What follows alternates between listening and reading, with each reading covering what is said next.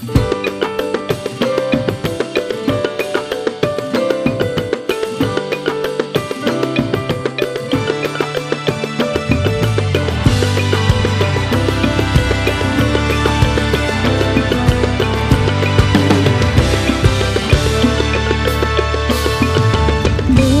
pandangan ke depan, gugusan pulau-pulau di lautan, luas membentang ciptaan Tuhan, anugerah yang indah bagi semesta. Hutan, rimba, sawah dan pegunungan tak pernah lelah beri kehidupan. Ragam budaya bergenggaman tangan, penuh pesona raih kejayaan. Lampung, the treasure of Sumatera, pesona indah harus selalu dijaga. Lampung, the treasure of Sumatera, bersama kita pariwisata berjaya. Lampung, the treasure of Sumatera. Lampung, the treasure of Sumatera.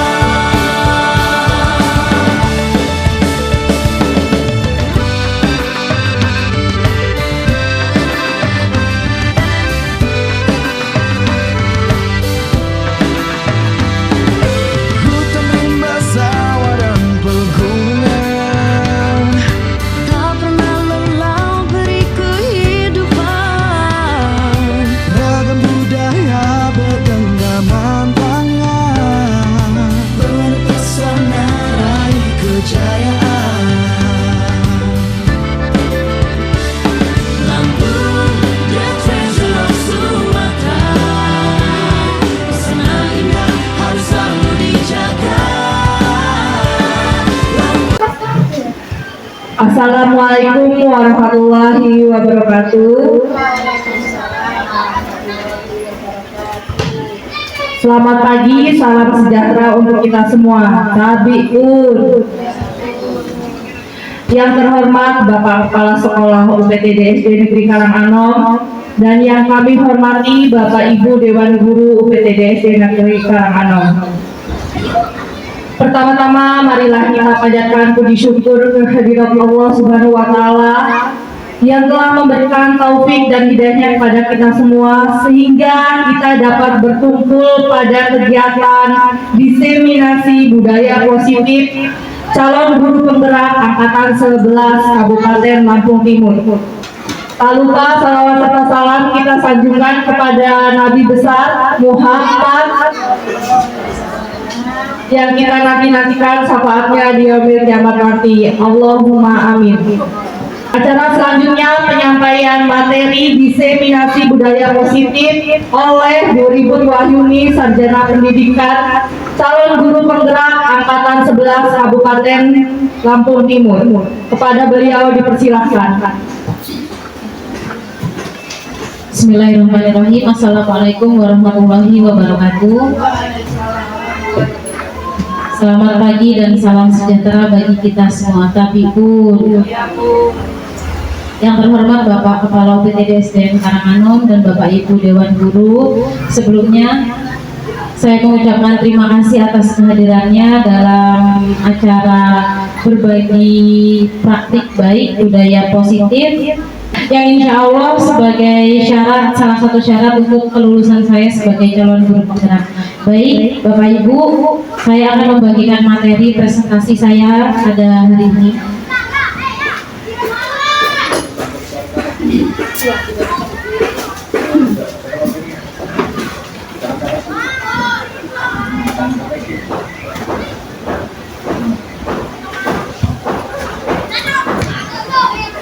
Baik Bapak Ibu, saya berdiri di sini bukan bermaksud menggurui, pasti Bapak Ibu sudah melaksanakan di kelas, hanya belum mengetahui bahwa ini adalah namanya seperti itu. Nah, di slide pertama atau di lembar pertama itu ada pertanyaan, apa sih itu budaya positif? Untuk apa sih budaya positif dan seperti apa sih budaya positif?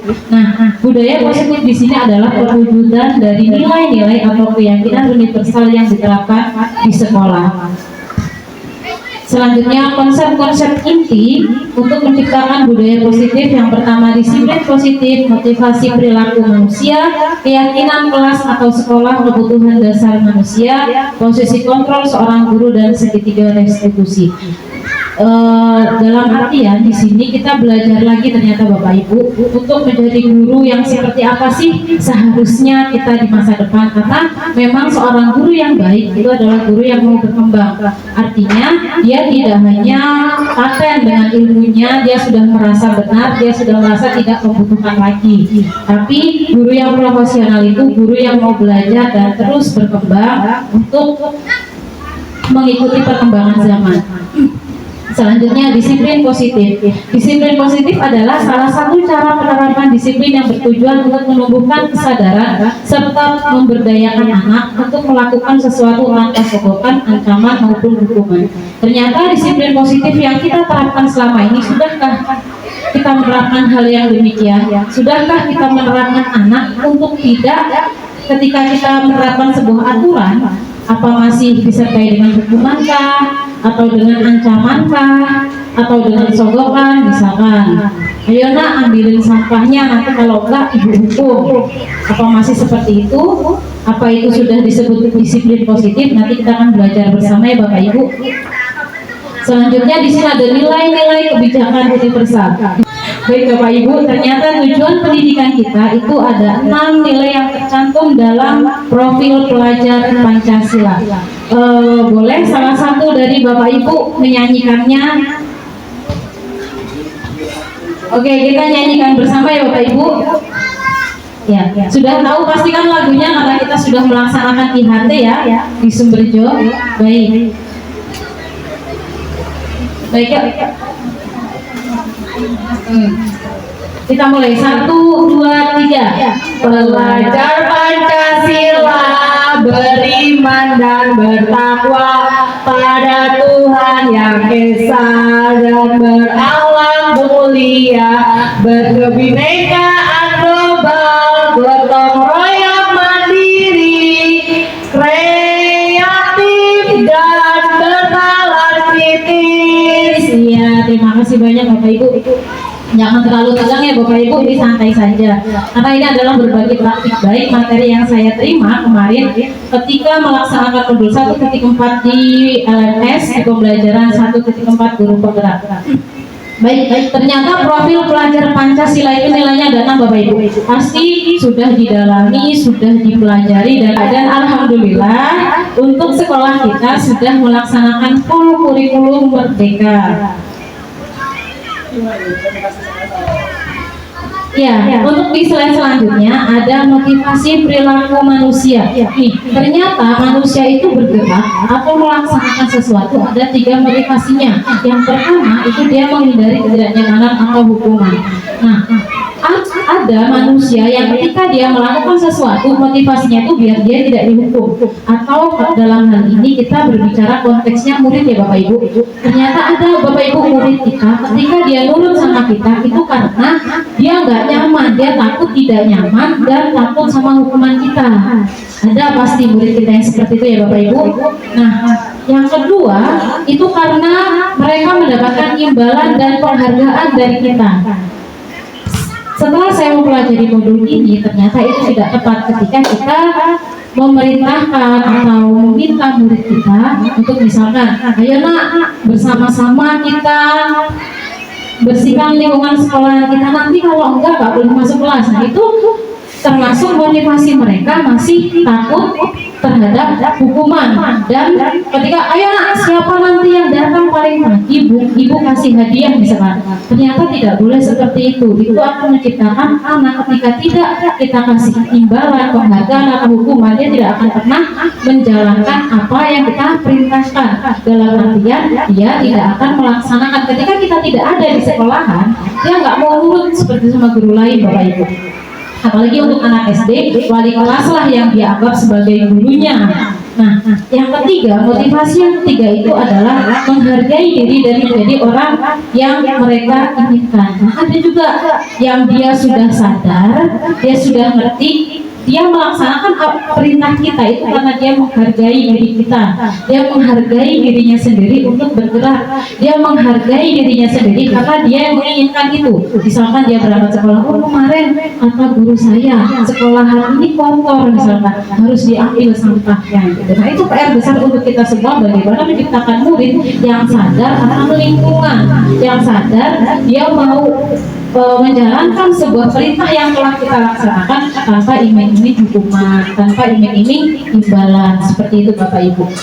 Yang selanjutnya itu adalah perbedaan hukuman, konsekuensi, dan restitusi. Mungkin ini sudah sering lah Bapak Ibu laksanakan di kelas, cuma memang untuk penyebutannya sendiri ya Bapak Ibu, mungkin setelah kita belajar ini, setelah kita sama-sama mendengarkan pemaparan materi ini, kita mengetahui oh ternyata kemarin itu namanya ini gitu ya Bapak Ibu. Nah di sini ada perbedaan hukuman. Hukuman itu tidak terencana, sifatnya satu arah, bisa berupa hukuman fisik, psikis, atau kata-kata kasar. Konsekuensi itu bersifat terencana, sudah disepakati, bentuk-bentuk konsekuensi dibuat oleh pihak guru atau sekolahan. Sementara restitusi adalah proses menciptakan kondisi bagi murid untuk memperbaiki kesalahan mereka sehingga mereka bisa kembali pada kelompok mereka dengan karakter yang lebih kuat. Nah, Bapak Ibu, untuk hukuman itu contohnya seperti ini. Misalkan, ayo nak, ini kan bersifat tidak terencana, bersifat satu arah, bisa hukuman fisik, psikis, dan kata-kata kasar. Nah, di sini misalnya contohnya seperti ini. Nah, ketika kamu datang terlambat, akan dihukum. Misalnya ada anak datang terlambat, masuk ke sekolah. Karena kamu terlambat, mak, udah 20 menit, silakan lari lapangan 20 kali. Itu contoh hukuman. Kalau konsekuensi itu sudah kita bicarakan sebelumnya dan sudah kita sepakati biasanya. Nah, kalau konsekuensi itu biasanya seperti ini. Nah, misalkan ada anak yang mencoret-coret meja misalkan. Nah, ini meja ini kan punya sekolahan, kita hanya difasilitasi, kita hanya boleh menggunakan tanpa merusak. Kalau dicoret-coret seperti ini, kira-kira bagus atau tidak? Terus konsekuensinya apa? Kita menyuruh anak itu menghapus. Nah, berarti kan ada tindakan yang dilakukan anak itu, bukan hukuman. Paham ya Bapak Ibu perbedaannya? Nah, yang terakhir di sini restitusi. Restitusi itu proses menciptakan kondisi bagi murid untuk memperbaiki kesalahan mereka sehingga mereka bisa kembali pada kelompok mereka dengan karakter yang lebih kuat. Begini, ketika restitusi ini maksudnya begini Bapak Ibu. Ketika si murid melakukan kesalahan, si murid ini kita kasih tahu, kita validasi dulu benar atau tidak kesalahan yang mereka lakukan. Yang kedua, kenapa dilakukan, dan yang terakhir apa nih yang dilanggar. Terus seharusnya seperti apa. Jadi kita seolah-olah di sini tuh menjadi teman curhat mereka Bapak Ibu, seperti itu. Selanjutnya nih, di yang berikutnya di kertas yang Bapak Ibu pegang, hukuman atau konsekuensi. Untuk soal yang pertama, silakan Bapak Ibu coret yang tidak perlu. Dari soal yang pertama, lari mengelilingi lapangan basket 2 kali karena terlambat hadir ke sekolah. Kira-kira itu hukuman atau konsekuensi Bapak Ibu?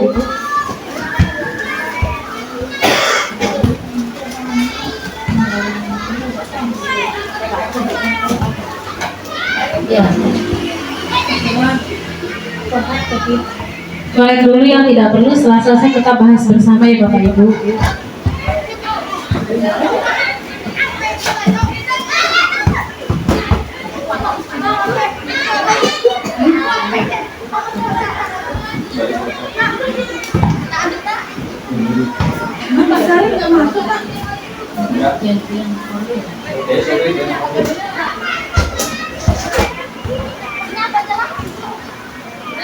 Oke, sudah ya Bapak Ibu.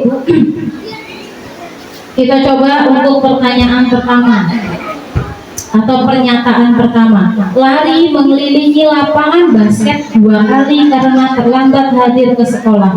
Itu hukuman atau konsekuensi kira-kira Bapak Ibu? Iya, hukuman karena ada tindakan dan spontan biasanya kita memberikannya, nggak ada aturan tertulisnya atau belum kita sepakati sebelumnya. Yang kedua, membersihkan coretan yang dibuatnya di meja. Kira-kira hukuman atau konsekuensi Bapak Ibu? Iya, konsekuensi karena ada tindakan, mungkin ada efek jerahnya. Karena apa? Oh, anak jadi mikir, nanti kalau misalkan saya nyoret-nyoret meja lagi disuruh menghapus atau bahkan disuruh bericat ini sama gurunya, ya Bapak Ibu. Selanjutnya yang ketiga, murid yang tidak piket kelas diminta push up 15 kali. Hukuman atau konsekuensi? Iya, hukuman. Karena ada tindakan fisik di situ. Selanjutnya mencatat 100 kali dalam buku kalimat saya tidak akan membolos lagi. Karena murid yang bersangkutan bolos sekolah, hukuman atau konsekuensi? Iya. Selanjutnya, mengapa keyakinan kelas bukan peraturan kelas? Mengapa keyakinan kelas bukan peraturan kelas? Kira-kira kenapa Bapak Ibu?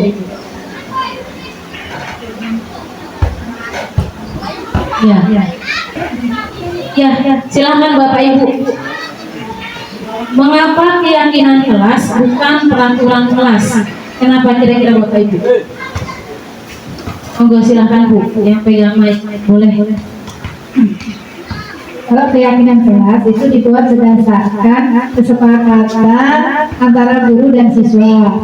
Kalau peraturan biasanya hanya satu pihak, apa itu guru sendiri, seperti itu. Ya, terima kasih banyak Ibu. Beri tepuk tangan. Ya, terima kasih Ibu. Ya, ini perbedaan keyakinan kelas dan peraturan. Ya Bapak Ibu, pasti untuk menyelaraskan antara kita dengan anak-anak, kita harus mempunyai aturan di dalam kelas ya Bapak Ibu. Kalau yang namanya aturan itu hanya dari kita memberikan aturan-aturan seperti ini, nak mau nggak mau kamu harus sepakat, itu yang namanya aturan. Ternyata yang Bapak Ibu buat selama ini itu bukan peraturan kelas, melainkan keyakinan kelas. Bapak Ibu pasti menawarkan ke anak-anaknya, ayo mau dibawa kemana kelas ini, mau seperti apa kelas ini, pasti anaknya bilang, kalau mau ke kamar mandi izin dulu Bu, seperti itu. Banyak sekali ide yang mereka keluarkan, dan itu disepakati dengan satu kelas temannya dan Bapak Ibu guru sendiri. Itu dinamakan keyakinan kelas ternyata Bapak Ibu, yang selama ini kita terapkan di sekolah atau di kelas kita itu bukan peraturan, melainkan keyakinan kelas. Selanjutnya di sini ada prosedur pembuatan keyakinan sekolah atau keyakinan kelas. Kalau untuk sekolah kita masih belum ya Bapak Ibu, kita masih ke dalam kelas kita masing-masing. Untuk membuat keyakinan kelas, saya yakin ini Bapak Ibu sudah mulai melaksanakan di dalam sekolah atau di dalam kelasnya masing-masing. Yang pertama, mempersilahkan siswa untuk mencurahkan ide tentang peraturan yang akan disepakati. Jadi tampung dulu Bapak Ibu, semua ide yang masuk kita tanyakan ke siswa, mau seperti apa kelasnya, mau ada aturan seperti apa. Biasanya mereka pakai bahasa yang campur aduk ya Bapak Ibu, nggak apa-apa ditampung. Kalau kita punya sekretaris kelas, minta sekretaris kelasnya untuk mencatat peraturan-peraturan tersebut. Setelah itu kita ganti kalimat negatif yang misalkan seperti ini, dilarang berisik ketika ada siswa yang mendikte pelajaran misalkan. Nah, kira-kira seperti ini kalimat positifnya. Mendengarkan ketika didikte oleh temannya, misalkan seperti itu. Itu sama maknanya, tapi dengan kata-kata yang berbeda. Karena apa? Anak usia SD atau sekolah dasar itu tidak bisa dilarang Bapak Ibu. Semakin dia dilarang, ternyata semakin penasaran. Semakin kita melarang mereka nggak mau nurut ternyata berdasarkan. Kita nggak boleh memberikan kalimat negatif, kita kasih kalimat yang positif. Kayak misalkan, jangan lari-lari, nanti jatuh. Mereka nggak akan berhenti Bapak Ibu, apalagi untuk kelas 1, kelas 2 ya Bapak Ibu, mereka akan tetap berlari. Kalimat positifnya gimana kira-kira?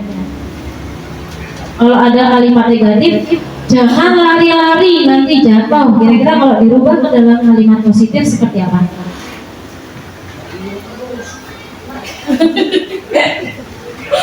Ya, lebih baik berjalan seperti itu. Itu kan kita melarang mereka untuk tidak berlari, tapi kita memerintahkan untuk berjalan, tapi dengan bahasa yang positif. Setelah itu tinjau kembali curahan atau pendapat yang terkumpul dan susun menjadi keyakinan kelas. Tinjau ulang keyakinan kelas yang sudah tersusun menjadi 3 sampai 7. Ternyata untuk anak usia SD itu nggak bisa banyak-banyak Bapak Ibu untuk menerima keyakinan kelas. Karena apa? Mereka akan lupa. Minimal 3, maksimal 7. Dari semua keyakinan kelas yang sudah terbentuk itu kita susun. Kan pasti ada bahasa yang sama ya Bapak Ibu, yang nyerempet-nyerempet kita gabungkan jadi satu biar lebih ringkas, mereka lebih mudah menghafalkannya.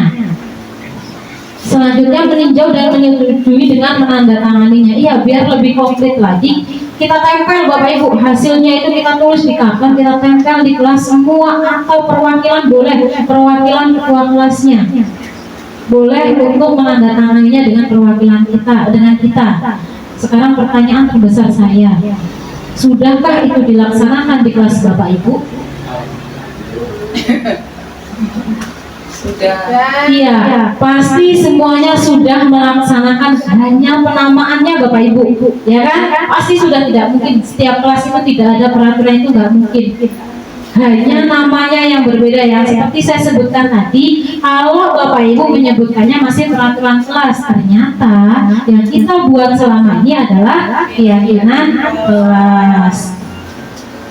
Selanjutnya di sini ada 5 posisi kontrol guru.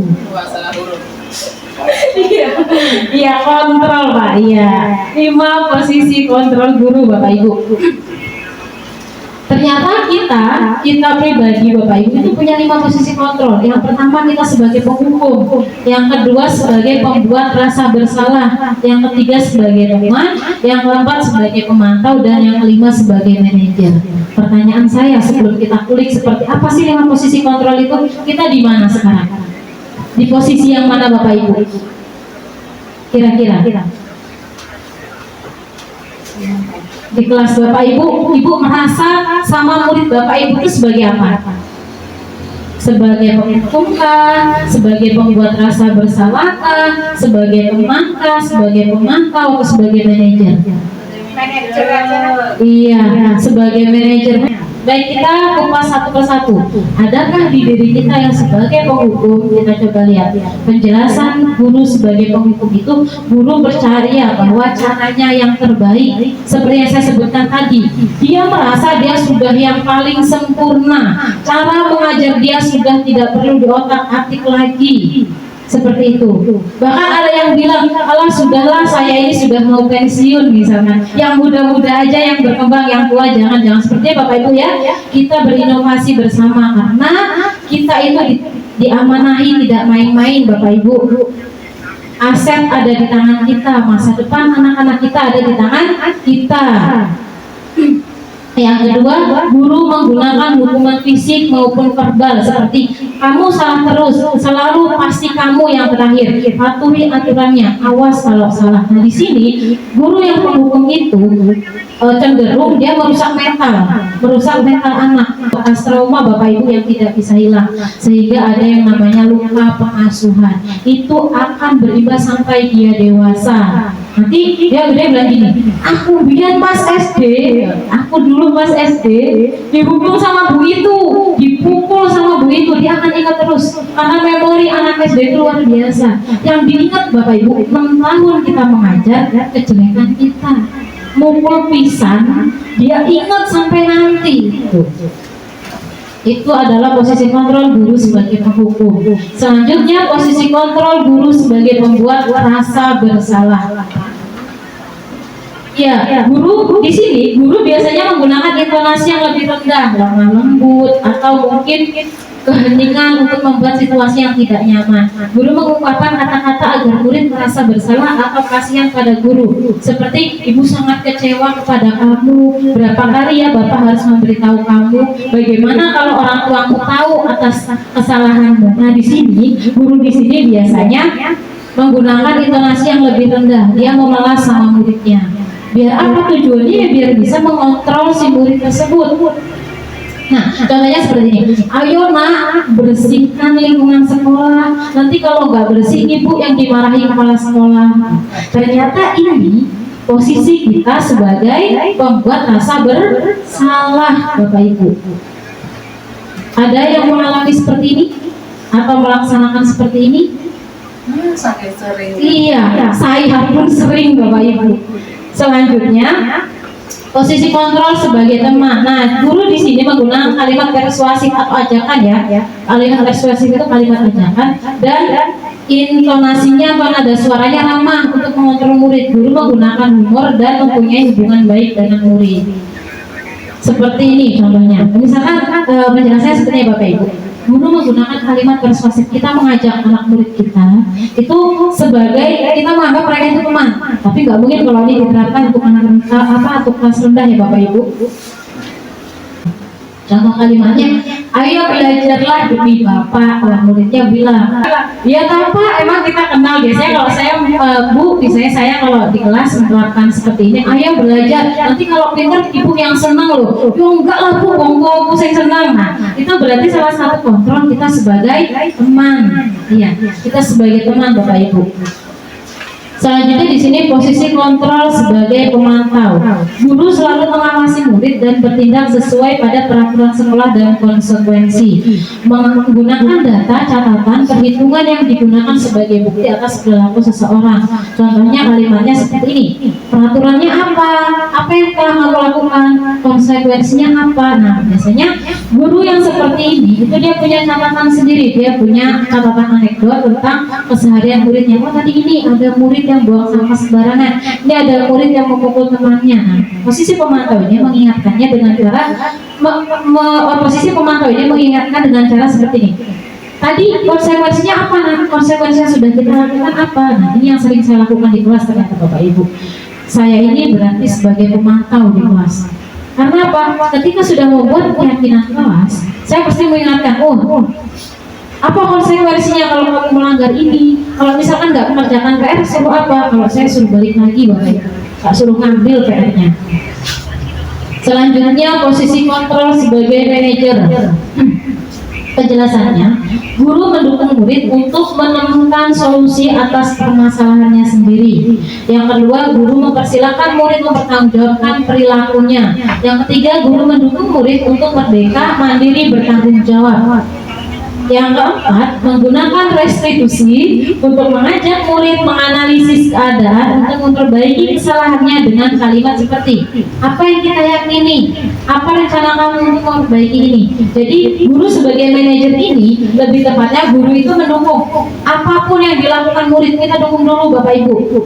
Misalkan mereka membuat kesalahan, kalau penghukum tadi langsung dihukum, lari lapangan 100 kali misalkan. Tapi kalau untuk posisi kontrol sebagai manajer, kita lebih bisa memanage diri kita untuk mengatur anak murid kita biar lebih mengerti aturan yang kita laksanakan. Iya. Selanjutnya Bapak Ibu, di sini ada kebutuhan dasar manusia. Di situ ada 5 kebutuhan dasar manusia. Saya minta satu guru untuk membacakannya. Kebutuhan dasar manusia. Yang pertama, bertahan hidup. Yang kedua, penguasaan atau kebutuhan pengakuan atas kemampuan. Yang ketiga, kesenangan. Yang keempat, kasih sayang dan rasa diterima. Dan yang kelima, kebebasan atau kebutuhan akan pilihan. Kebutuhan dasar manusia itu ada 5. Yang pertama, untuk bertahan hidup. Contohnya makan, minum, tempat tinggal, itu kebutuhan dasar manusia. Ada 5. Selanjutnya yang kedua, penguasaan atau kebutuhan pengakuan atas kemampuan. Contohnya keinginan untuk dianggap berharga. Ternyata manusia itu perlu atau butuh kekuatan untuk mencapai sesuatu, diakui atas prestasi dan keterampilan, didengarkan dan memiliki harga diri. Itu contoh-contohnya manusia berkebutuhan sebagai pengakuan atas kemampuannya. Selanjutnya yang ketiga, kesenangan. Itu kebutuhan untuk mencari kesenangan, bermain dan tertawa. Butuh ya Bapak Ibu? Kita butuh healing nggak? Udah seminggu ngajar, minggunya nggak libur. Wah, itu benar-benar ya Bapak Ibu, luar biasa. seminggu ngajar, minggunya masih beres-beres di rumah misalkan. Healingnya kapan? Kapan kira-kira Bapak Ibu? Kapan kira-kira manusia merasa dia itu healing, merasa senang itu kapan menurut Bapak Ibu? Atau yang Bapak Ibu alami sendiri deh? Setelah mengerjakan sesuatu yang berat. Iya, setelah selesai mengerjakan sesuatu yang berat, itu dia dalam artian beban yang berat kita kerjakan sehingga kita merasa ringan. Di situ kita merasa senang. Setelah itu masih butuhkah healing? Masih butuh kan kesenangan yang lain? Masih butuh healing. Setelah beban berat kita selesai, misalkan kerjaan rumah wis merawat sudah selesai, masih butuh healing? Masih Bapak Ibu. Untuk apa? Untuk merefreshkan otak. Healing yang paling tepat itu istirahat Dan menerima uang yang banyak. Iya, ujung udah ya Bu. Kalau perempuan pasti udah, ujung-ujungnya duit. Iya, itu healing yang luar biasa ternyata ketika kita punya duit. Sama kok Bu. Iya, gimana mau healing kalau tidak punya uang? Yang keempat, kasih sayang dan rasa diterima. Kebutuhan untuk disayangi dan diterima terhubung dengan orang lain. Nah, di sini kita juga sebagai manusia itu butuh punya rasa kasih sayang dan rasa diterima, baik itu kalau di sekolah dengan teman sebaya kita, dengan murid kita, atau dengan lingkungan kita. Kalau di rumah ya dengan pasangan kita, dengan anak kita. Gak mungkin kita nyaman di rumah, kita aman di rumah kalau kita tidak mempunyai rasa sayang atau kita tidak disayang sama keluarga kita. Atau kita betah nggak kira-kira di sekolahan kalau di kerja kita ini, kalau sesama guru yang ada di sini tidak mempunyai rasa saling menyayangi, misalkan koncolnya teko di tinggal malih, misalkan koncolnya teko diantar sepatu, misalkan, kira-kira itu punya rasa kasih sayang nggak Bapak Ibu? Nyaman nggak kira-kira di situ? Sangat tidak nyaman ya Bapak Ibu. Apalagi seperti ini, satu orang lagi beres-beres, yang lain duduk. Kira-kira gimana Bapak Ibu?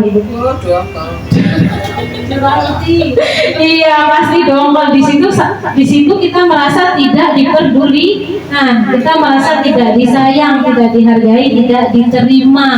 Kok aku saya kesel, kok menak-menakan gitu ya. Ya saya pernah Ketika saya gitu ya. Oke, kita lanjutkan yang kelima. Ternyata manusia itu butuh kebebasan. Setiap hari dikekang sama tugas, kira-kira gimana Bapak Ibu? Oh gawe ini RPP, orang rampung-rampung salah terus, kira-kira gimana? Pasti lelah, capek sebagai guru. Di sini 5 posisi kontrol atau 5 kebutuhan dasar manusia. Kalau tidak terpenuhi dari kelima ini, kira-kira gimana Bapak Ibu? Misalkan kebutuhan yang pertama aja, bertahan hidup, kita nggak punya rumah, nggak bisa makan, gimana kira-kira Bapak Ibu?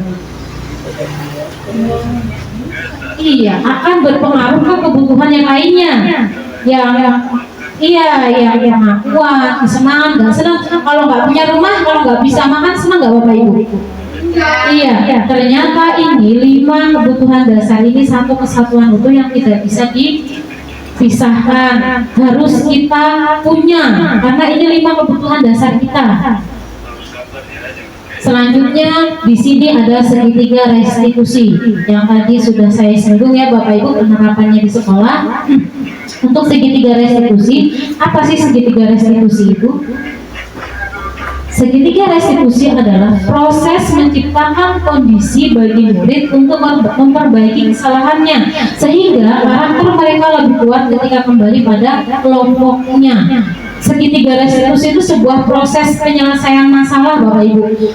Ketika seorang murid mempunyai sebuah kesalahan, bagaimana caranya kita menyelesaikan masalah itu tanpa menjatuhkan mentalnya, tanpa membuat dia mengulangi kesalahannya lagi. atau memberikan efek jerah. Kadang seperti ini. Yang sangat miris, ini PR besar untuk kita semua. Murid di kelas 5 itu nggak mau diperintah dulu kelas 1 misalkan seperti itu. Itu PR kita semua Bapak Ibu. Kenapa bisa seperti itu? Itu berarti murid masih menganggap wali kelasnya itu sebagai gurunya satu-satunya.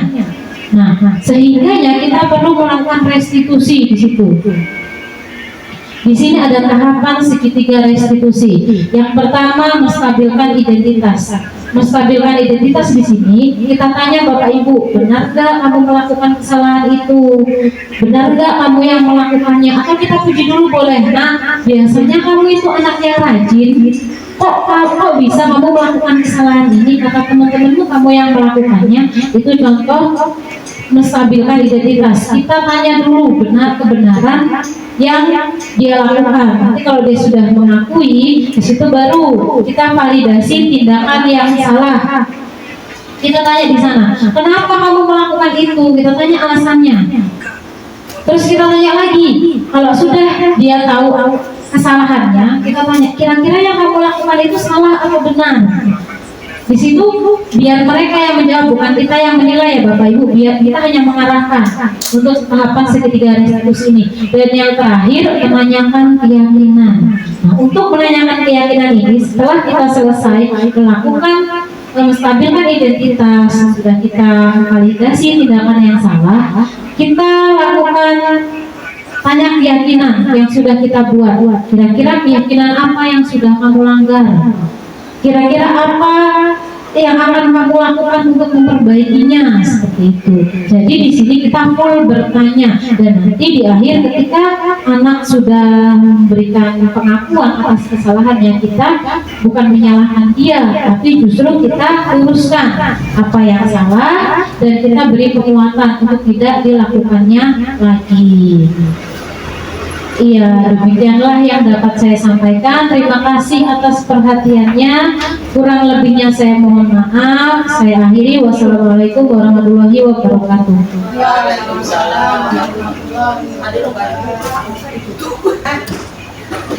Terima kasih kepada Bu Ribut Wahyuni yang telah memberikan materi tentang diseminasi budaya positif. Semoga Bapak Ibu bisa menerapkannya di kelas nanti ya. Nah, demikianlah acara kita hari ini. Kurang dan lebihnya saya mohon maaf. Wassalamualaikum warahmatullahi wabarakatuh.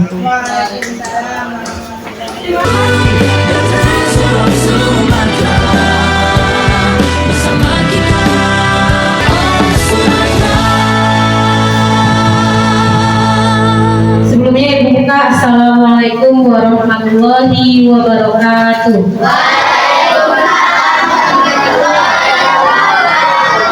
Selamat siang.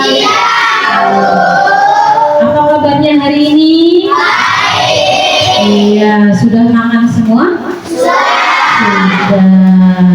Iya, nah hari ini kita akan membuat keyakinan kelas. Buat apa? Iya, kita akan membuat keyakinan kelas. Kira-kira ada yang tahu nggak keyakinan kelas itu apa? Ada yang tahu? Ayo. Keyakinan kelas itu apa? Apa Nafi? Nggak tahu apa? Iya, tata tertib. Ada lagi? Peraturan. Ada lagi yang tahu? Iya, nggak ada ya nak? Iya. Keyakinan kelas, iya betul peraturan, iya betul tata tertib. Yang membedakan adalah anak-anak, kalau peraturan itu yang membuat ibu sendiri. Yang membuat siapa?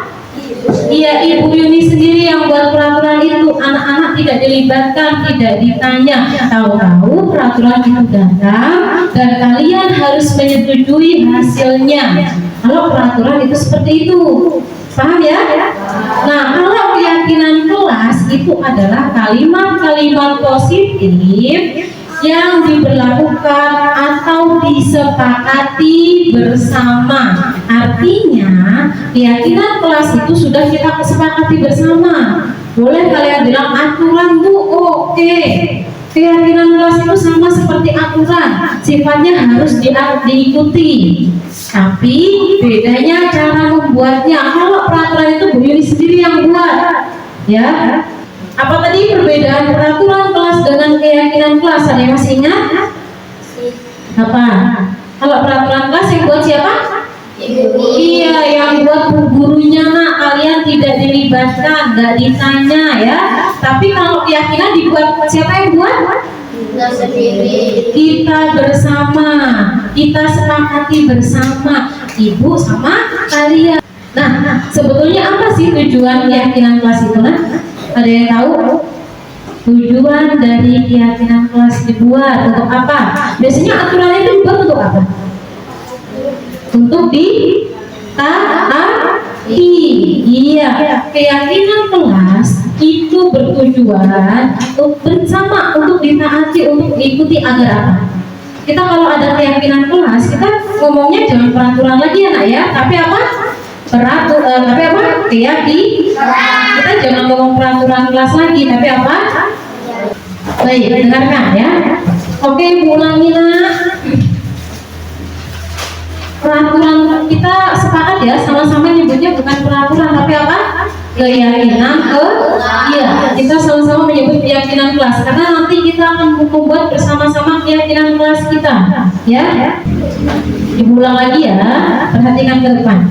Jadi sekarang kita bukan untuk membuat peraturan kelas tapi apa nak? Keyakinan. Iya, keyakinan kelas. Tujuannya apa coba? Sekarang Bu Yuni tanya, kira-kira kalau nggak ada keyakinan kelas, tadi kita udah sepakat ya, peraturan kelas kita ubah namanya menjadi keyakinan kelas karena yang mau membuat kita bersama atas kesepakatan bersama. Kalau sudah kesepakatan bersama, itu artinya harus diikuti. Iya, harus diikuti. Nggak boleh kalau nggak diikuti anak ya. Harus kita ikuti bersama keyakinan itu karena kan udah kalian sepakati, kalian sudah mengusulkan harus diikuti. Kira-kira nah kalau nggak ada keyakinan kelas gimana jadinya? Kelasnya gimana?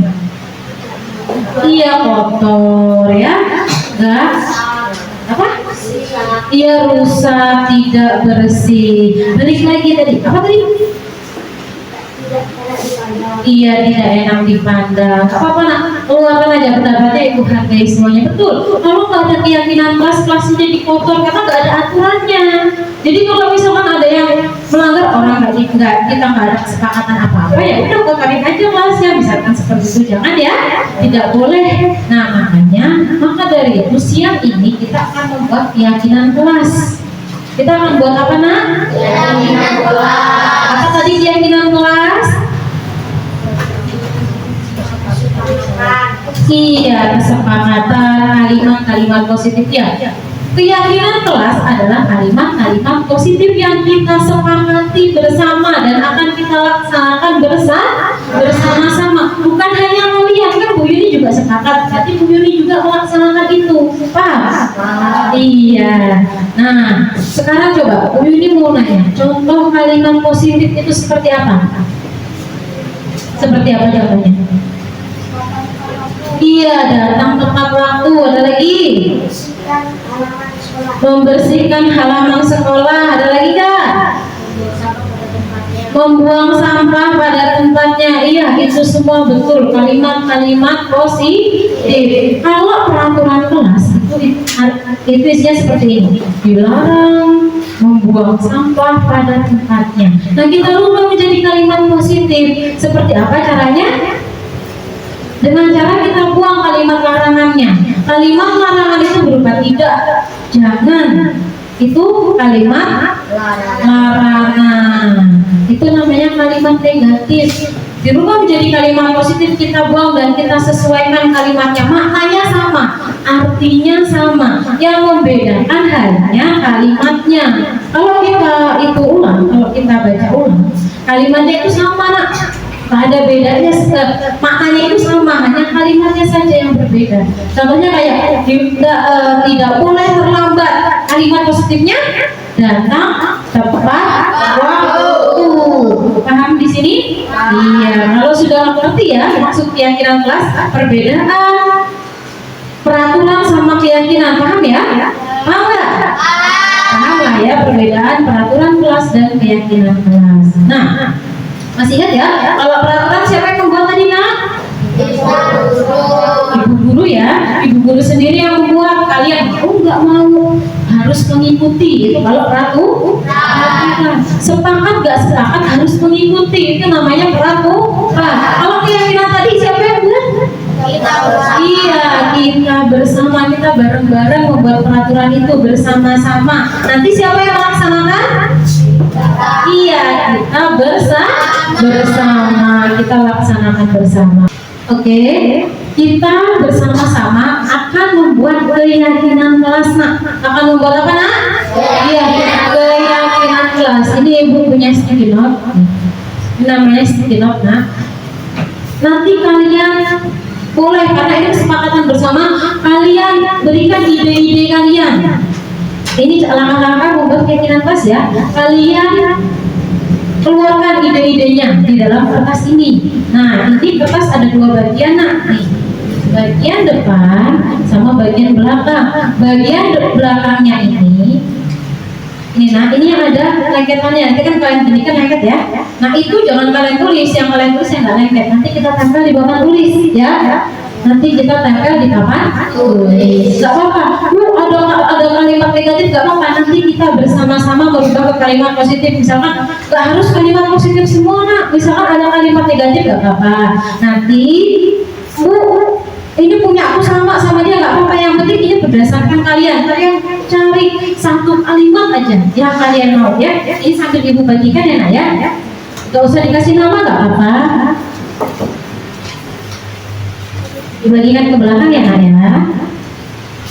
Nanti kalau kurang bilang ya, satu orang satu, nak. Satu orang satu. Ayo dibagikan, itu dibuka-buka kan, itu lengket ya, dibuka. Ayo, open ke belakang.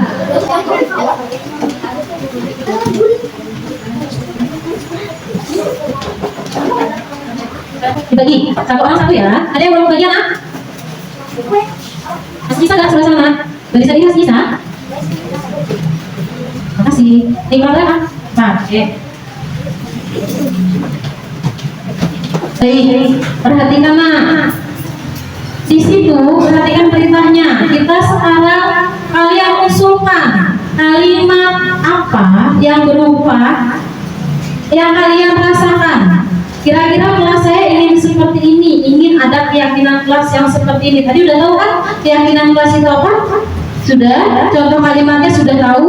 Kalau belum bisa membuat kalimat positif tidak apa-apa. Nanti kita buat bersama untuk kalimat positifnya ya.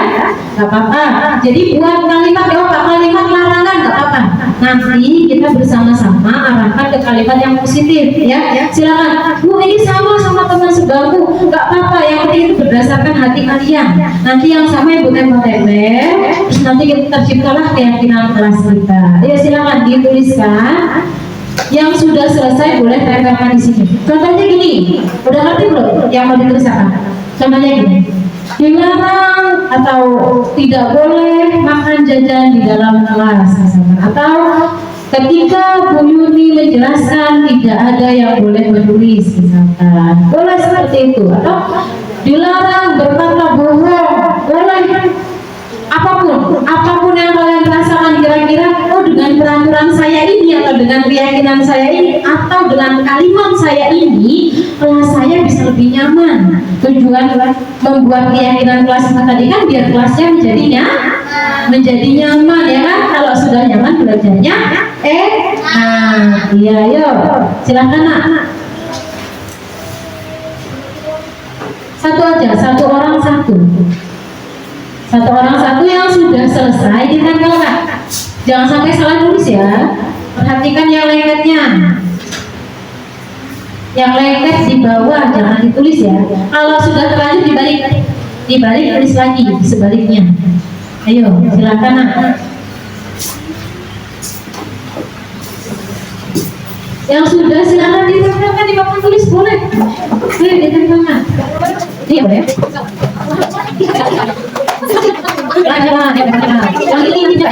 Yang sudah selesai, yang sudah selesai. Ayo, karena saya tahu ya, teman-temannya. Jangan yang sudah selesai nanti ya.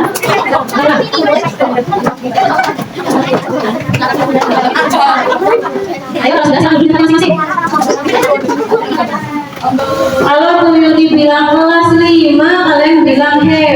ya? Bisa? Kelas 5.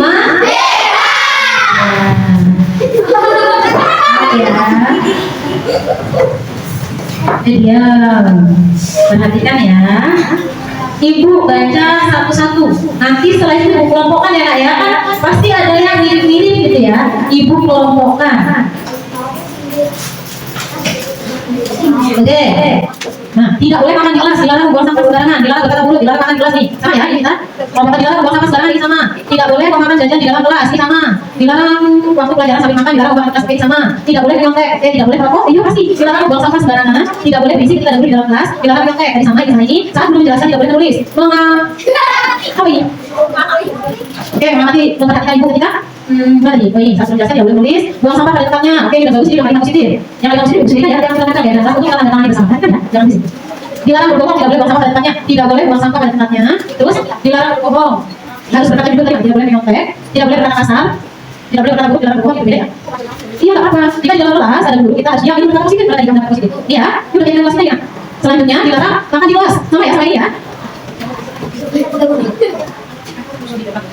Selanjutnya tidak boleh membuang sampah di kolong meja, sama tidak boleh membuang sampah sembarangan ya. Selanjutnya dilarang rame saat duduk di kelas, oke, nggak boleh rame. Dilarang membatalkan lembaga makanan saat, oke, nggak boleh rame ya kalau di kelas. Tapi kalau di kelas nanti boleh ketika jam istirahat. Jam istirahat sudah di kelas ya, oke, berarti kita sekali ada guru, nggak ada guru, nggak boleh rame. Selanjutnya dilarang makan di kelas, bagus. Kita sampai di sini sama ya. Terus tidak datang terlambat, tidak boleh buang sampah sembarangan, membuang sampah sembarangan. Ini masih kalimat negatif. Tidak boleh nyontek ini. Tidak datang terlambat, gimana ya? Tidak datang terlambat, tidak boleh membuang sampah sembarangan, ini sama. Tidak dilarang, tidak boleh berkata buruk di sini. Ini tidak boleh ngomong kasar, dilarang rambut panjang boleh. Ya sudah tahu jangan lagi ya, tidak boleh ngomong kasar. Tadi mana kasar? Ya dilarang rambut sama ngomong kasar, sama dilarang rambut panjang di sini. Inilah ide-ide kalian. Kita punya 1, 2, 3, 4, 5, 6, 7, 8 ide. Kita punya sekitar 8 ide yang akan kita ubah. Itu masih ada beberapa kata-kata negatif. Alhamdulillahnya sudah ada kata-kata positifnya ya. Oke. Sekarang ibu butuh bantuan 2 orang. Ya, 2 orang buat pegang kartonnya. Kita langsung tempel keyakinan kelas kita apa. Selanjutnya setelah keyakinan kelas ditempel, lanjut kita buat kita tanda tangani bersama. Tulis dulu keyakinan kelas berapa ini?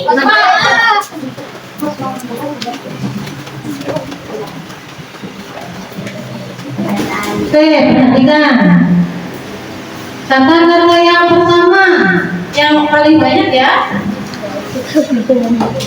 Nih, tidak boleh makan di kelas, dilarang makan di kelas, tidak boleh memakan jajan di kelas, dilarang waktu pelajaran sambil makan, dilarang membawa makanan di kelas, dilarang makan di kelas, dilarang makan di kelas. Oke, dilarang makan di kelas. Kalau kita ubah menjadi kalimat positif seperti apa? Kata-kata dilarangnya kita hilangkan.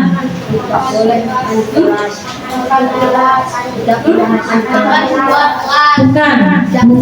Jadi seperti yang maknanya sama, bukan hanya menghilangkan kata negatifnya. Dilarang makan di kelas, berarti makan di kantin. Ya. Di kelas untuk belajar. Kita dapat 2, berarti makan jajan di kantin. Yang kedua di kelas untuk belajar. Iya, belajar itu kalimat negatif, kalimat positif ya kan? Yang artinya kita sudah tidak diperbolehkan makan di kelas ya kan? Cuma kita sampaikan dengan bahasa yang positif. Baik. Sepakat ya? Boleh, siapa yang mau nulis boleh, keyakinan kelasnya, ayo. Ayo, Rashid. Apa tadi? Makan di kantin. Oke, 1, Rashid. 1, makan di kantin. Tadi ada 2 ya, yang satunya apa nak? Iya, di kelas untuk belajar, Rashid. Yang kedua, ya, di kelas untuk belajar. Oke.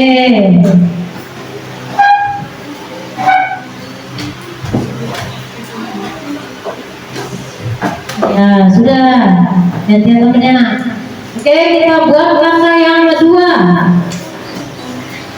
Ini sudah ya. Sekarang yang ini, tidak boleh buang sampah sembarangan. Tadi sudah ada kata-kata negatif, kata kalimat positifnya. Oh iya, dilarang membuang sampah sembarangan, itu kalimat positifnya buang apa tadi? Iya, yang nulis adalah yang nulis nak. Apa kalimat positifnya? Buang sampah. Iya, di tempatnya. Siapa yang mau nulis?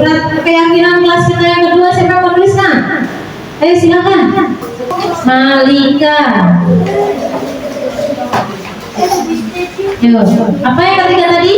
Buang sampah di tempatnya.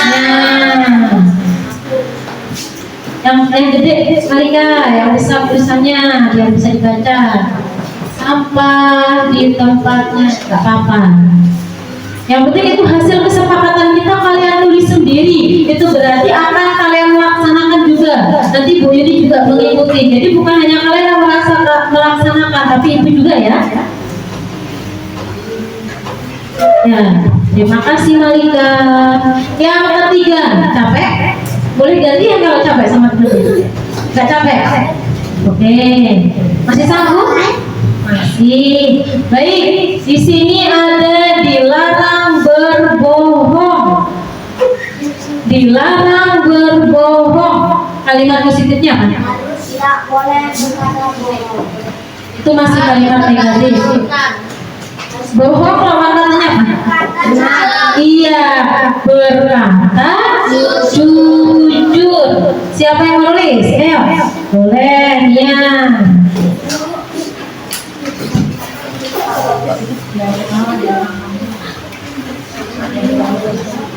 Yuk berkata jujur.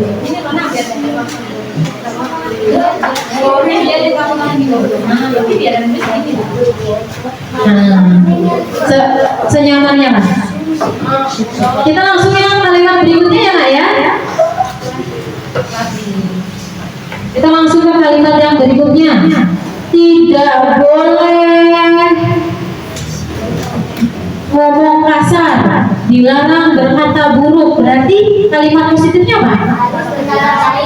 Iya, harus berkata baik. Ayo, siapa yang menulis? Boleh, ayo. Zahrani boleh. Berkata baik ya Zahrani. Keyakinan kelas kita yang kelima adalah berkata baik. Selanjutnya Nak.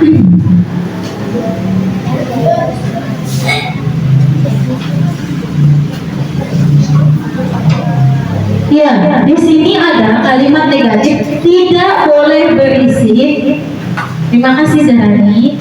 Tidak boleh berisik ketika ada guru di dalam kelas.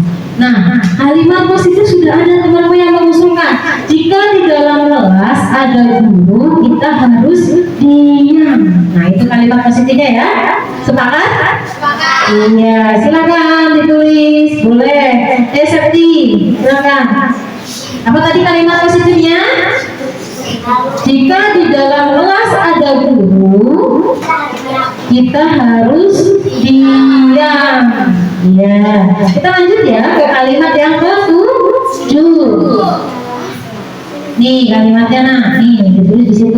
Ini ya, ditempel. Oke, kalimat yang 7. Tidak datang terlambat.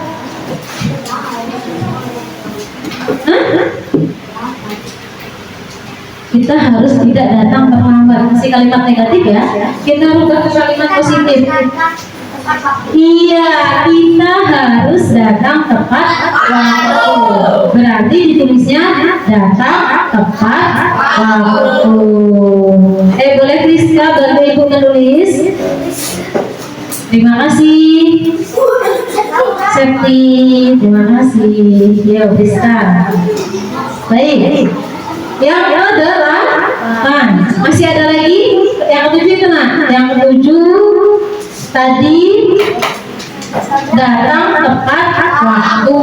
Selanjutnya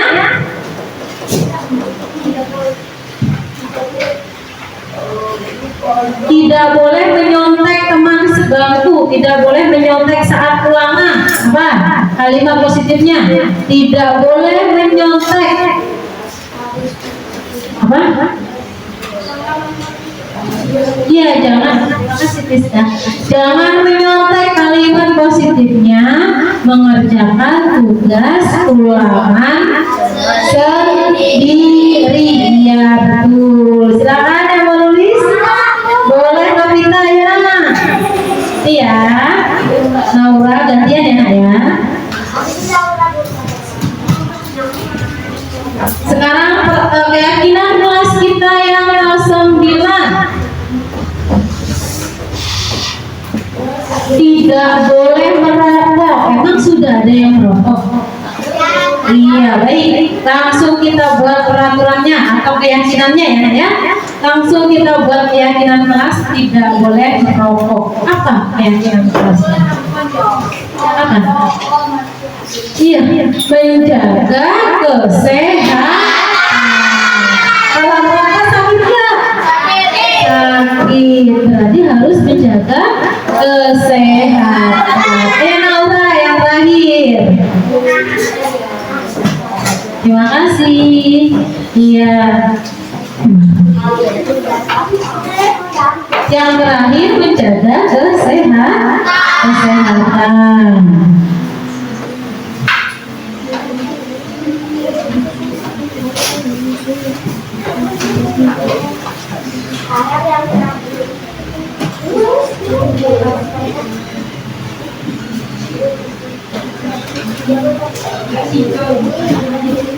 Oke, kita tanda tangani bersama. Yang menandatangani cukup ketuanya sama Bu Yuni karena ketuanya sudah mewakili ya. Ibu bacakan lagi ya, oke? Ya, oke. Keyakinan kelas 5B. Pegang dulu Nak. Yang pertama makan di kantin, betul ya? Makan jajannya di kantin sepakat? Yang kedua di kelas untuk belajar ya. Berarti kalau di kelas nggak boleh tidak boleh makan. Selanjutnya buang sampah di tempatnya, setuju? Setuju. Selanjutnya berkata jujur, setuju? Setuju. Selanjutnya berkata baik, setuju? Setuju. Jika di dalam kelas ada guru, kita harus diam, setuju? Setuju. Selanjutnya datang tepat waktu, setuju nggak? Setuju. Harus mengerjakan tugas ulangan sendiri, setuju? Kecuali kalau Bu Yuni bilang boleh dikerjakan berkelompok, baru kerjakan bersama-sama satu kelompoknya, gitu ya. Selanjutnya menjaga kesehatan, setuju? Di antara 1 sampai 9 ini ada yang tidak setuju? Nomor berapa? Setuju semua? Kalau sudah sepakat kita tanda tangani ya Nak ya, sebagai simbolis untuk dilaksanakan bersama. Setuju? Setuju tidak? Iya, oke, kita tanda tangani. Ini Bu Yuki dulu selaku wali kelas kalian. Artinya menyetujui hasil keyakinan kelasnya. Ya, sekarang ditandatangani oleh ketua kelasnya. Ayo silakan. Iya. Perwakilan dari anak perempuan. Ayo sekretarisnya mana? Tanda tangan. Oh, sekretarisnya. Ayo diganti Nak. Diganti. Rashid tolong dulu Rashid. Ganti. Biar sekretarisnya tanda tangan dulu. Iya. Iya. Ayo.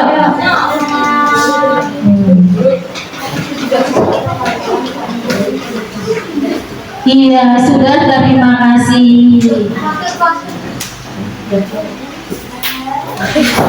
Baik, inilah keyakinan kelas kita, ya Nak. Nanti kita bingkai dan kita tempelkan.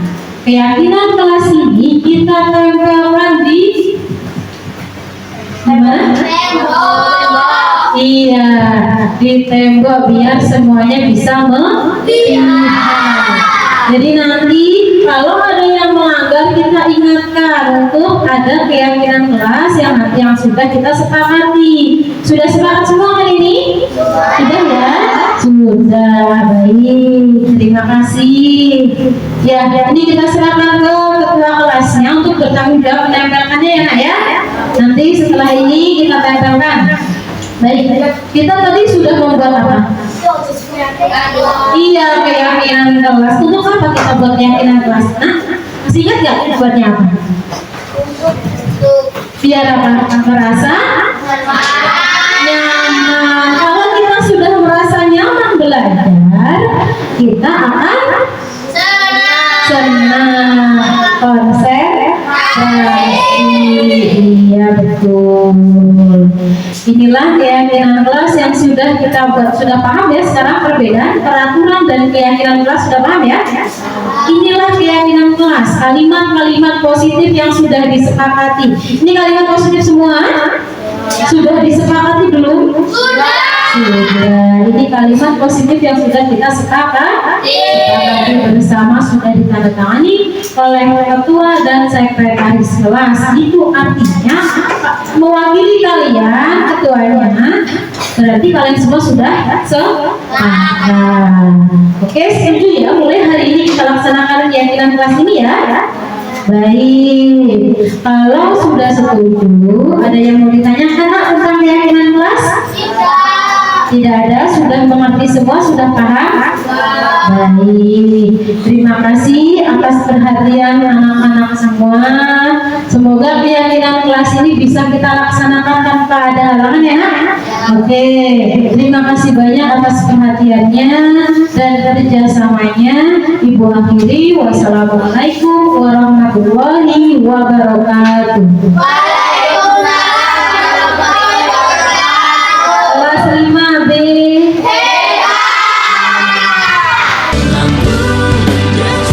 Assalamualaikum warahmatullahi wabarakatuh. Saya Marsha Nevitasari, murid kelas 5B. Saya senang mendapat materi budaya positif dan membuat keyakinan kelas sehingga dapat membuat kelas menjadi nyaman. Terima kasih Bu Yuni dan teman-teman. Wassalamualaikum warahmatullahi wabarakatuh. Assalamualaikum warahmatullahi wabarakatuh. Saya Fitriani dari UPTD SD Negeri Karanganom. Saya di sini akan merefleksi jalannya diskusi diseminasi budaya positif Bu Ribut Wahyuni, calon guru penggerak angkatan 11 Kabupaten Lampung Timur. Bu Ribut Wahyuni sudah menjelaskan tentang diseminasi budaya positif dengan baik dan lancar. Semoga kedepannya Bapak Ibu guru UPTD SD Negeri Karanganom bisa menerapkan budaya positif dan keyakinan kelas saat pembelajaran di kelasnya masing-masing. Terima kasih kepada Bu Ribut Wahyuni yang sudah berbagi pengalaman pembelajarannya di guru penggerak angkatan 11. Wassalamualaikum warahmatullahi wabarakatuh.